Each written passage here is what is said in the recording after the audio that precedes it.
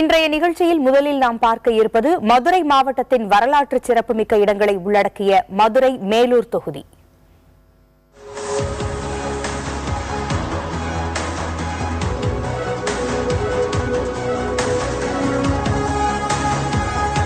மேலூர் தாலுகாவிற்கு உட்பட்ட அனைத்து பகுதிகளையும் உள்ளடக்கியது இந்த தொகுதி.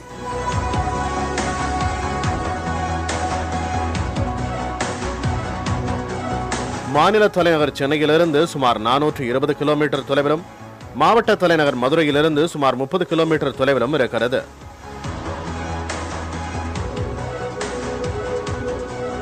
முருகனின் அறுபடை வீடுகளில் ஒன்றான பழமுதிர் சோலை, அழகர் கோவில், மாணிக்க வாசகர் பிறந்த திருவாதவூர் உள்ளிட்டவை இத்தொகுதிக்கு புகழ் சேர்க்கும் இடங்களாக உள்ளன. விவசாயமே இத்தொகுதியின் முதன்மை தொழிலாக இருக்கிறது. மேலூர் பகுதி விவசாயிகளின் வாழ்வாதாரமான முல்லை பெரியாறு அணை 142 அடி உயர்ந்த நிலையிலும் ஆண்டுதோறும் இந்த பாசனத்திற்கான தண்ணீரை இந்த பகுதி விவசாயிகள் போராடிதான் பெற்றுக்கொண்டிருக்கின்றனர்.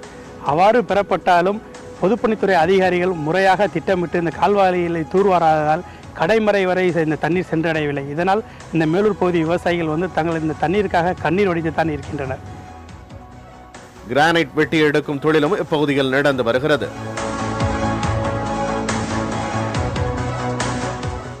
மேலூர் தொகுதியின் மொத்த வாக்காளர்களின் எண்ணிக்கை 2,34,129. இவர்களில் ஆண்கள் 1,16,060 பேர், பெண்கள் 1,18,069 பேர். இத்தொகுதியின் தற்போதைய சட்டமன்ற உறுப்பினர் அதிமுகவை சேர்ந்த ஆர். சாமி. மேலூர் தொகுதி சட்டமன்ற உறுப்பினரின் செயல்பாடுகள் எப்படி இருக்கின்றன, நிறைவேற்றப்பட வேண்டிய பணிகள் என்னென்ன என்று மக்களிடம் கேட்டபோது அவர்கள் அளித்த பதில்களை பார்க்கலாம். இண்டஸ்ட்ரிலாம் நிறைய இருக்கு. இதை இன்னும் நல்லா டெவலப் பண்ணி ஒரு நிறைய பேருக்கு வேலை வாய்ப்பு கொடுக்கணும்னா ஒரு தொழில்பேட்டை மாதிரி ஒன்று அமைக்கணும். அந்த மாதிரி இனி வரும் காலங்களில் ஒரு எம்எல்ஏ ஒரு முடிவெடுத்து ஒரு நல்ல ஒரு தொழில்பேட்டை உருவாக்கி கொடுத்தாருன்னா இந்த பகுதியில் நிறைய பேருக்கு வேலை வாய்ப்பு நல்ல விதமாக கிடைக்கும். இந்த பகுதி நல்லா செழிப்பமாக வரும்.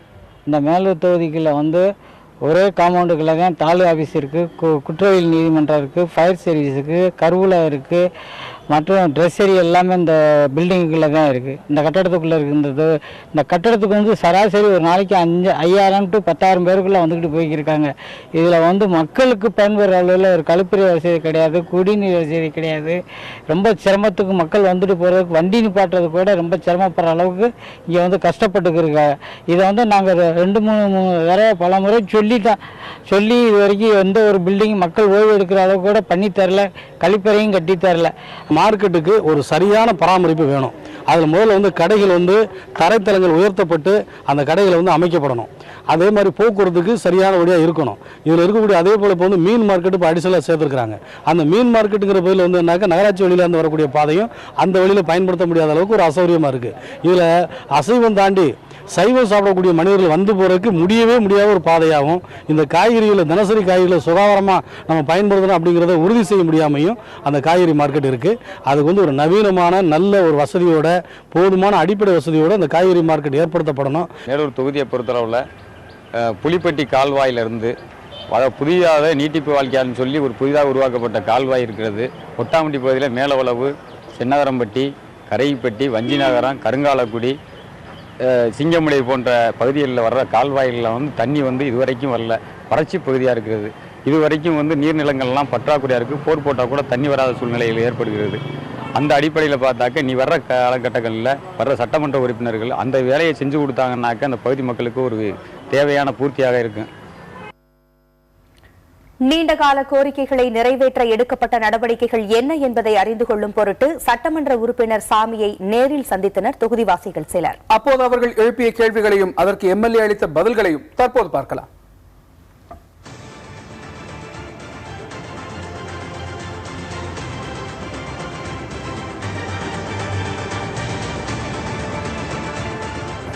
கொட்டாம்பட்டி அதை சுற்று வட்டார பகுதியில் தென்னை அதிகமாக சாகுபடி செய்யப்படும், பல்லாயிரக்கணக்கான ஏக்கரில்.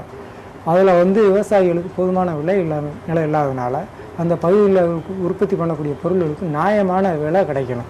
அதுக்கு தென்னை நலவாரி அமைக்கணும். இதுவரையும் அமைக்கப்படவில்லை.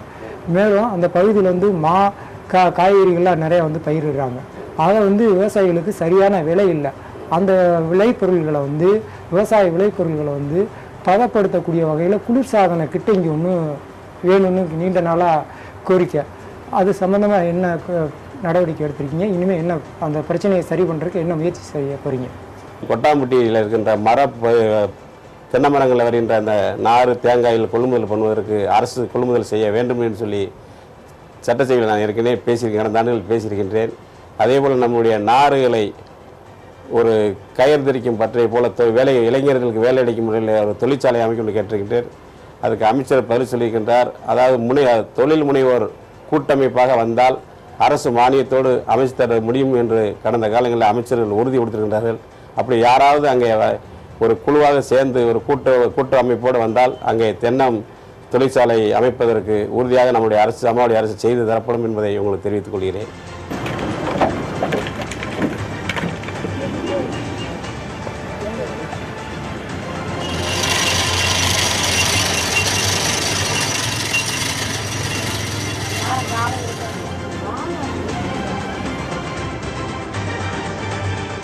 இப்போ எங்களை மாதிரியான இளைஞர்கள் நிறைய அன்றைக்கி நம்ம மேலூர் தொகுதியில் அதிகமாக படிச்சுட்டு சும்மா இருக்கோம். கொஞ்ச நாளைக்கு முன்னாடி வந்து நூற்பாலை மூலம் நமக்கு நிறைய வருமானமும் அதுக்கான வேலைவாய்ப்பும் கூடுதலாக இருந்தது. இப்போ வந்து அது நம்மளுக்கு மூடி கிடக்கிறது எங்களுக்கான இளைஞர் வேலை வாய்ப்பு உருவாக்குறோம் இல்லையா, அதில் உங்களுடைய பங்களிப்பு என்னவா இருக்குது? இனி வருங்காலங்களில் நூற்பாலை திறக்கப்படுமா? அதை ரொம்ப நாங்கள் எதிர்பார்க்குறோம். கூட்டுறவு நூற்பாலை மூடி ஏறத்தாழ 17 ஆண்டு காலமாக ஆகிவிட்டது. கூட்டுறவு நூற்பாலையை இயக்குவது மிகவும் கடினமாக இருக்கிறது. அரசு கொள்கை முடிவில் அது சரியாக இயக்குவதற்கு வாய்ப்பில்லை. அதனால் நான் அதை கூட்டுறவு நூற்பாலை இல்லாட்டி கூட இந்த பகுதி இளைஞர்கள் வேலை வாய்ப்பை உருவாக்குவதற்காக வேறு ஏதாவது அந்த இடத்திலே அந்த கட்டடத்திலேயே ஏறத்தாழ 60 ஏக்கருக்கு இடம் இருக்கிறது. போதிய அளவு கட்டட வசதி இருக்கின்றது. ஆகையால் இளைஞருக்கு வேலை அளிக்கும் வகையில் ஏதாவது ஒரு தொழிற்சாலை அங்கே உருவாக்கணும்னு சொல்லி சட்டசபையில் பேசியிருக்கின்றேன். முதலமைச்சர் அவர்களுக்கு கோரிக்கை வைத்திருக்கின்றோம். நம்முடைய அமைச்சர் கைத்தறித்துறை அமைச்சரும் கொடுத்திருக்கின்றோம். கூடிய விரைவிலே அதில் வேறு ஏதாவது ஒரு தொழிற்சாலை செய்வதற்கான முயற்சியில் ஈடுபட்டு கொண்டிருக்கின்றோம். நிச்சயம் அது நடக்கும் என்பதை உங்களுக்கு உறுதியாக தெரிவித்துக்கிறேன். நம்முடைய மேலூர் தொகுதியில் இளைஞர்கள் வேலைவாய்ப்பு உருவாக்குவதற்காக கடந்த தமிழக அரசின் அம்மாவுடைய அரசின் சார்பாக நடைபெற்ற தொழில் முதலீட்டாளர்கள் மாநாட்டில் கூட தென் மாவட்டங்களில் தொழிற்சாலை வருவதற்கு நிறையா ஒப்பந்தங்கள் போடப்பட்டிருக்கிறது. அதிலையும் நான் முதலமைச்சர் அவர்களுக்கும் சம்பந்தப்பட்ட அமைச்சர்களெல்லாம் ஏதாவது ஒரு 2 தொழிற்சாலையாவது எங்களுடைய மேலூர் பகுதிக்கு கொண்டு வர வேண்டும் சொல்லி அதில் கோரிக்கை வைத்திருக்கின்றேன். நிச்சயம் கூடிய விரைவிலே நம்முடைய தொகுதியிலே ஏதாவது தொழிற்சாலைகள் வேலைவாய்ப்பு அமையும் என்பதை நான் நம்புகிறேன்.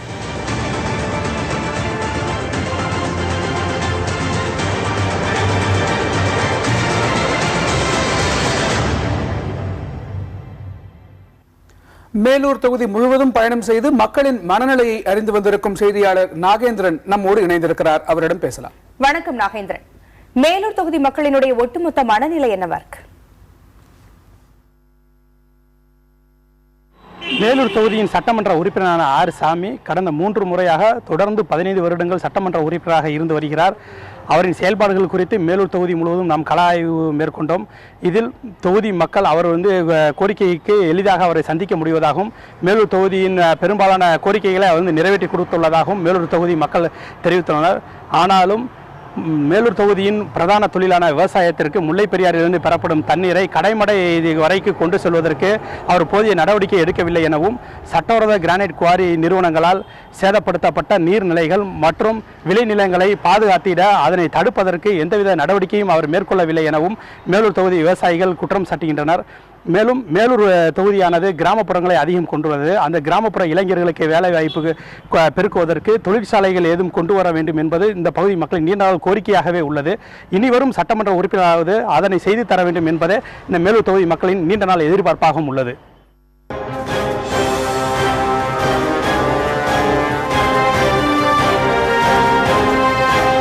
லால்குடி திருச்சி மாவட்டத்தில் உள்ள 9 தொகுதிகளில் முக்கியமான இந்த தொகுதி புள்ளம்பாடி, கல்லக்குடி உள்ளிட்ட 4 பேரூராட்சிகள், 2 ஊராட்சி ஒன்றியங்கள் மற்றும் 78 ஊராட்சிகளை உள்ளடக்கியது. சென்னையிலிருந்து 321 கிலோமீட்டர் தொலைவிலும் மாவட்ட தலைநகர் திருச்சியிலிருந்து சுமார் 15 கிலோமீட்டர் தொலைவிலும் உள்ளது. குமுளூர் வேளாண் பொறியியல் கல்லூரி, ஆயிரக்கணக்கான தொழிலாளர்களின் வாழ்வாதாரமாக விளங்கும் கோத்தாரி சர்க்கரை ஆலை மற்றும் டால்மியா சிமெண்ட் தொழிற்சாலை போன்றவை இத்தொகுதிக்கு சிறப்பு சேர்ப்பவை. காவிரி ஆற்று பாசனம் மூலமும் நிலத்தடி நீரை நம்பியும் இங்கு விவசாயம் பெருமளவில் நடைபெற்று வருகிறது. நெல், கரும்பு, வாழை போன்ற பயிர்கள் இங்கு பெருமளவில் விளைவிக்கப்படுகின்றன. லால்குடி தொகுதியின் மொத்த வாக்காளர்களின் எண்ணிக்கை 2,02,236. இவர்களில் ஆண்கள் 98,619 பேர், பெண்கள் 1,02,605 பேர். இத்தொகுதியின் தற்போதைய சட்டமன்ற உறுப்பினர் திமுகவை சேர்ந்த சவுந்தரபாண்டியன் கடந்த 2 சட்டப்பேரவை தேர்தல்களிலும் தொடர்ந்து வெற்றி பெற்றுள்ளார். லால்குடி தொகுதி சட்டமன்ற உறுப்பினரின் செயல்பாடுகள் மற்றும் செய்யப்பட வேண்டிய பணிகள் குறித்து அந்த பகுதி மக்கள் தெரிவித்த கருத்துக்களை தற்போது பார்க்கலாம். ஜிஹெச்லாம் அவர் இந்த பேனல் போட்டிருக்காரு, சோலார் பேனல் போட்டிருக்காரு. அவர்கிட்ட போய் ரெக்கக்னிஷன் கொடுக்குறவங்களுக்கு செய்கிறார். அந்த அளவுக்கு தெரியும், எனக்கு நல்லாவே தெரியும். ரோடு நல்லா படம் நல்லா இருக்கும். நான் செஞ்சாதான் பரவாயில்ல. ரோடு போடணும் எங்களுக்கு மெயின். செஞ்சுருக்காங்க, அளவுக்கு பரவாயில்ல. இந்த பாலம் தான் அப்படியே ரொம்ப நாளாக கிடக்குது. ஒன்று ரவுண்டானதுக்கு ஒரே பிரச்சனை, மக்களுக்கு ரொம்ப பிரச்சனையாக இருக்குது. வரவு போகிறதுக்கு ரொம்ப கஷ்டமாக இருக்குது. பாலம் என்றைக்கு தான் ஓப்பன் பண்ணாங்கன்னு தெரியல. எம்எல்ஏவை பார்த்துருக்கேன், வருவார் போவார், அவ்வளோதான். எதுவும் ஸ்டெப் எடுத்து எதுவும் செய்கிறதில்ல. பாலம் கிட்டத்தட்ட கட்டி ஒரு 6-7 வருஷமாக அப்படியே கிடக்குது. அப்படியே தான் இருக்குது. மற்றபடி பஸ்ஸு ஒன்றுமே உள்ளே வரல. ரொம்ப வியாபாரங்கள்லாம் ரொம்ப பாதிக்கிறாங்க. இதுதான் மக்களுக்கு தான் செஞ்சுட்டு இருக்காரு. நல்லா தான் செஞ்சுருக்காரு. போன பூட்டு அவர் செஞ்சார், நல்லா செஞ்சுருக்காரு. இந்த பூட்டு இதோட 2 டைம் செஞ்சுருக்காருங்க. நல்லா செஞ்சுக்கிட்டு தான் வராரு மக்களுக்கெல்லாம். லால்குடி தொகுதியில் மக்களின் கோரிக்கைகளை நிறைவேற்ற எடுக்கப்பட்ட நடவடிக்கைகள் குறித்து சட்டமன்ற உறுப்பினரை நேரடியாக சந்தித்து கேள்வி எழுப்பினர் தொகுதிவாசிகளில் சிலர். அவர்களுக்கு சட்டப்பேரவை உறுப்பினர் அளித்த பதில்களை தற்போது பார்க்கலாம். மருந்து மாத்திரையெல்லாம் போதுமான அளவுக்கு கிடைக்க மாட்டேன்றது. ஆஸ்பத்திரிக்கு வருகின்றவர்களும் ரொம்ப நேரமாக காத்து கொண்டிருக்க வேண்டியிருக்கின்றது.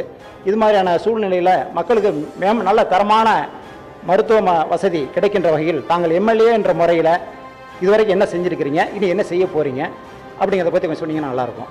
முதல் முறையாக சட்டமன்ற உறுப்பினராக வந்ததுக்கு பின்பு லால்குடி அரசு மருத்துவமனை பொறுத்தவரை 50 லட்சம் ரூபா மதிப்பீட்டில் கட்டடம் கட்டப்பட்டது. அது அன்னைய சுகாதாரத்துறை அமைச்சர், போக்குவரத்து துறை அமைச்சர்லாம் வந்து திறந்து வச்சாங்க. அதுக்கப்புறம் இந்த முறை பார்க்க போனீங்கன்னா அரசாங்கத்தில் கேட்டு எனக்கு கிடைக்கிறதுக்கான, இந்த தொகுதிக்கு கொடுக்கறதுக்கான மனப்பக்குவம் அரசுகிட்ட இல்லை.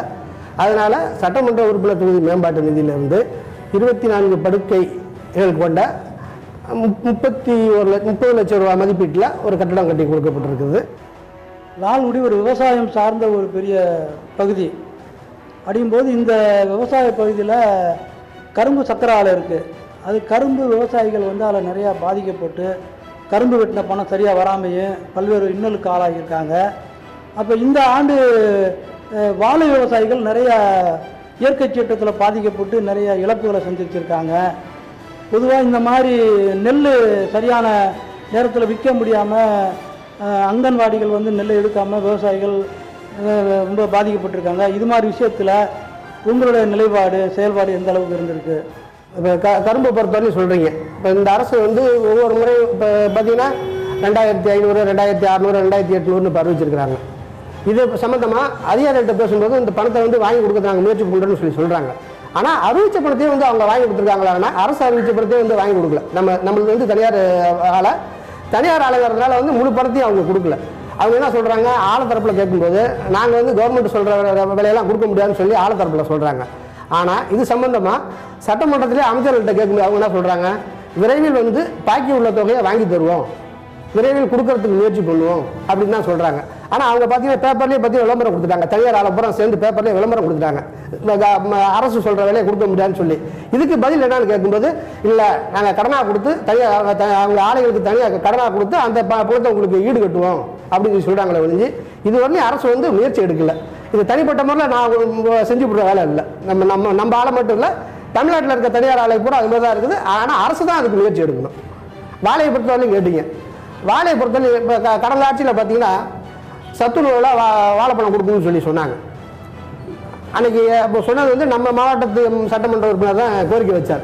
அதை உடனே அன்னைக்கு இருந்த கலைஞர் வந்து ஏற்றுக்கிட்டு சத்துணவில் பள்ளிக்கூடத்தில் வந்து வாழைப்பழம் கொடுக்கறதுக்கு முயற்சி பண்ணாங்க. இன்னைக்கு வந்து அந்த வாழைப்பழம்லாம் கொடுக்கறது இல்லை. அது மாதிரி கொடுத்தா கூட இன்னைக்கு வாழை இன்னைக்கு பார்த்தீங்கன்னா எனக்கும் தெரிஞ்சது தான், எனக்கு தெரியாது இல்லை, ஒரு லோடு வாழையை வெட்டி விட்டு தான் பணத்தை 2000 கொடுத்து லாரியில் கொடுத்து கொண்டு போய் இறக்கிட்டு வர சூழ்நிலை இன்னைக்கு விவசாயிகள் வந்து அவதிப்பட்டிருக்காங்க. அதெல்லாம் எனக்கு தெரிஞ்சது தான். அதுக்கு வந்து நான் அதிகாரிகளிடத்தில் குறைய சொல்ல முடியுத ஒழிஞ்சு அதுக்கு நிவர்த்தி பண்ணக்கூடிய சூழ்நிலை எனக்கு இல்லை. பள்ளிகள் தரம் உயர்த்துறது, பள்ளிகளுக்கு கட்டணம் கட்டி கொடுக்கறது, இந்த பணியெல்லாம் வந்து கடந்த முறையை வந்து 4 அரசு உயர்நிலைப் பள்ளிகளை மேல்நிலைப் பள்ளிகளாக்கி அந்த 4 மேல்நிலைப் பள்ளிகளுக்குமே அப்போவே கட்டணம் கட்டி கொடுத்துட்டோம். அதெல்லாமே பிற்படுத்தப்பட்ட ஒரு மாணவர் விடுதி, ஆதி திராவிட மாணவர் விடுதிக்கு கட்டணம் புதுசாக வாங்கி கொடுத்துருக்குறோம். அதே பள்ளிகளுக்கு சுற்றுச்சுவர் கட்டுறது, இந்த மாதிரி வேலையை செஞ்சுருக்கிறோம்.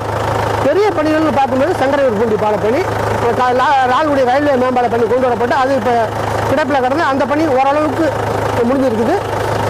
இது மட்டும் இல்லாமல் இன்னும் பல வேலை அந்தந்த ஊரில் இருக்க சிறு சிறு பணிகள், சிமெண்ட் சாலை போடுங்க, பாலம் கட்டி கொடுங்க, அதுகளெல்லாம் வந்து நிறையா ஊராட்சியில் இந்த திருமங்கலம், தண்டாங்குறை, ஆர்வலூர், நெத்துப்பை, அகலங்கநல்லூர், இந்த மாதிரி சின்னக்குளம், இந்த மாதிரி இடத்துல வந்து வாய்க்காலில் பாலம் கட்டணும். இந்த பாலம் கட்டினா தான் நாங்கள் விவசாயத்துக்கு போக முடியும், இன்னொரு ஊருக்கு போக முடியும். அப்படிங்கிற பாதைக்கெல்லாம் வந்து புதுசாக சட்டமன்ற உறுப்பினர் நிதியிலிருந்து மட்டும் அந்த பணிகள்லாம் செஞ்சு கொடுத்துருக்குறேன். என்னால் முடிஞ்ச வரலையும் இந்த தொகுதிக்கு செய்ய வேண்டிய பணிகளை செய்து கொடுத்துருக்குறேன். ஆனால் இந்த முறை தோறையை பொறுத்தவரையிலும் அரசிடமிருந்து எதையும் பெற்றுக் கொடுக்க முடியல. லால்குடி தொகுதி முழுவதும் பயணம் செய்து தகவல்களை திரட்டி வந்திருக்கும் செய்தியாளர் அக்ஷயா நம்மோடு இணைந்திருக்கிறார். அவரிடம் பேசலாம். அக்ஷயா, லால்குடி தொகுதி மக்களின் மன ஓட்டம் எப்படி இருக்கிறது, சொல்லுங்கள். அதாவது திருச்சி மாவட்டத்தில் மொத்தமாக வந்து 9 சட்டமன்ற தொகுதிகள் இருக்கு. அதில் ஒன்று லால்குடி சட்டமன்ற தொகுதி. இந்த தொகுதியை பொறுத்த வரைக்கும் கடந்த 10 ஆண்டுகளாக, அதாவது கடந்த 2 முறையாக திமுகவை சேர்ந்த சவுந்தரபாண்டியன் சட்டமன்ற உறுப்பினராக இருக்கிறார். இந்த மக்களுடைய கோரிக்கை அப்படின்னு பொதுவாக பார்த்தோம் அப்படின்னா, லால்குடி மற்றும் அதனை சுற்றியுள்ள 30 கிராமங்களை இணைக்கக்கூடிய ஒரு லால்குடி ரயில்வே மேம்பாலம் வந்து கடந்த சில ஆண்டுகளாக கட்டப்பட்டு வருகிறது. அந்த பணிகளை விரைவுபடுத்தணும் அப்படின்னு மக்கள் வந்து பெருமளவில் ஒரு கோரிக்கை வைக்கிறாங்க. அது மட்டும் இல்லாம இந்த தொகுதியை பொறுத்த வரைக்கும் பிரதான தொழிலா இருப்பது விவசாயம். இதனால விவசாயத்துக்கு தேவையான வசதிகளையும் செய்து தரணும் அப்படிங்கிறது இங்க உள்ள மக்களுடைய கோரிக்கையா இருக்கு. எதிர்க்கட்சி சட்டமன்ற உறுப்பினராக இருப்பதனால் பல்வேறு திட்டங்களை வந்து அவரால் செயல்படுத்த முடியல அப்படிங்கிறது இங்க இருக்கிற மக்களுடைய அபிப்பிராயமாக இருக்கு. அது மட்டும் இல்லாம இவரை வந்து அதாவது எந்த நேரத்திலும் எந்த குறைகளையோ எந்த மனுக்களையோ கொடுக்கணும் அப்படின்னா இந்த சட்டமன்ற உறுப்பினரை நேரடியாக அணுகிறதுக்கு நல்ல விதமான ஒரு வாய்ப்பு இருப்பதாக இத்தொகுதி மக்கள் கூறுகின்றனர். தகவல்களுக்கு நன்றி அக்ஷயா. மதுரை மாவட்டத்தின் மேலூர் மற்றும் திருச்சி மாவட்டத்தில் உள்ள லால்குடி தொகுதி குறித்து இன்றைய கும்மிடிப்பூண்டி முதல் குமரி வரை பகுதியில் பார்த்தோம். பெரம்பலூர் மற்றும் பொள்ளாச்சி தொகுதிகளின் நிலவரங்களை நாளை பார்க்கலாம். எம்எல்ஏ சார் இருக்காங்களா? அவங்க பார்க்கணுங்க, தொகுதி மக்கள்லாம் வந்திருக்காங்க.